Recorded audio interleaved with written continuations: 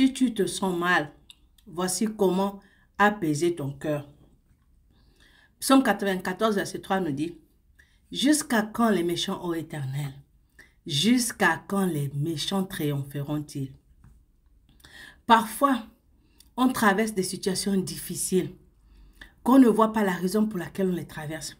On ne comprend pas. On ne voit pas la réponse. On ne voit pas ce qu'on retire de ces situations. On ne voit pas le bien spirituel évident qui sort de cette situation. La sanctification, ça peut être l'empathie, ça peut être la sagesse, ça peut être l'intelligence, ça peut être plusieurs choses, mais on ne voit rien. C'est ce qu'on appelle la souffrance à l'état pur. Celle de Job qui, se plaignant, entendait ses amis lui dire « Tu es coupable de quelque chose. Et c'est ci ou et c'est ça. » Ou encore « Dieu est juste. Il te fait passer par là pour un but. » Non. Parfois la souffrance, si elle a jamais un but, est sourde.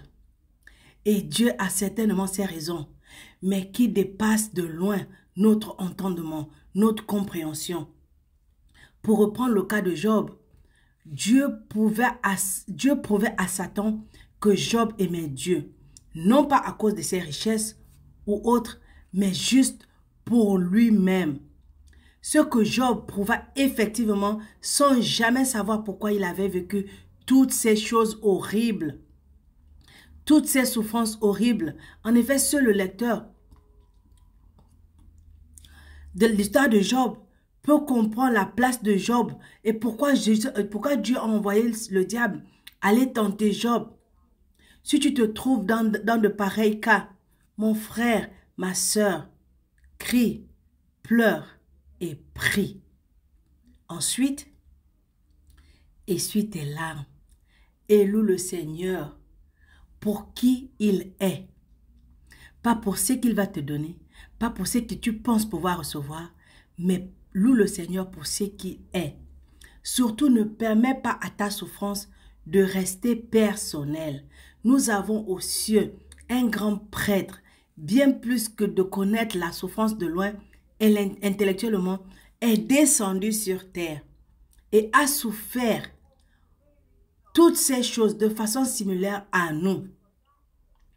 Hébreux chapitre 5, verset 7 à 8 dit, « C'est lui qui, dans les jours de sa chair, ayant présenté avec de grands cris et avec larmes, des prières et des supplications à celui qui pouvait le sauver de la mort, et ayant été exaucé à cause de sa piété, a appris, bien qu'il fût fils, l'obéissance par les choses qu'il a souffert.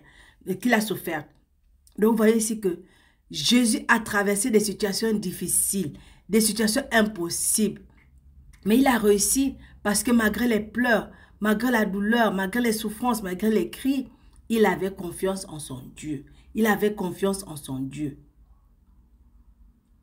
Peut-être de la même manière de Job ou même de notre Sauveur Jésus, ta souffrance qui se tient au-delà de toute réalisation, qui se tient au-delà de ta compréhension et qui ne peut être réduite à un simple « tu souffres peut-être parce que tu as fait ceci ou parce que tu as fait cela » ou parce que tu dois apprendre quelque chose de ça ou tu dois apprendre quelque chose de cela, peut malgré tout produire un bon fruit. Un fruit que même la souffrance qui semble la plus inutile et ne produisant aucun bien spirituel particulier, produit tout de même l'obéissance.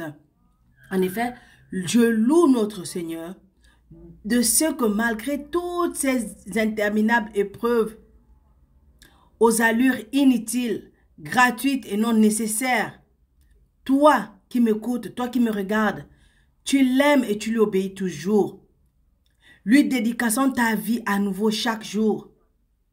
C'est un miracle, c'est une grâce et notre Seigneur montre combien il t'aime chaque jour par la force, même si elle est vacillante, même si elle est faible, voire l'âge qu'il te donne.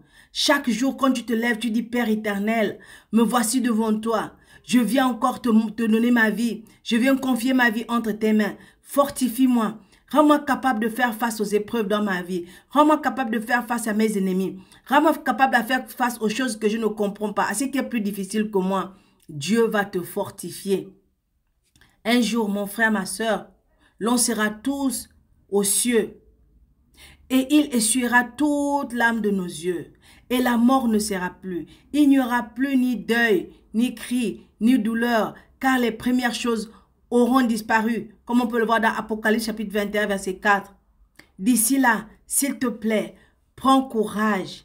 Place ta foi en notre Sauveur et Seigneur Jésus-Christ, qui a souffert pour toi, souffre à tes côtés et souffrira toujours avec toi. Il t'a aimé, il t'aime et t'aimera toujours de son amour parfait et éternel. Donc s'il te plaît, peu importe la situation, peu importe le problème, peu importe comment tu te sens en ce moment, pleure, crie, rampe, couche-toi, lève-toi, mais prie, glorifie Dieu pour qui il est. Il va te fortifier et te délivrer de là. Crois-moi.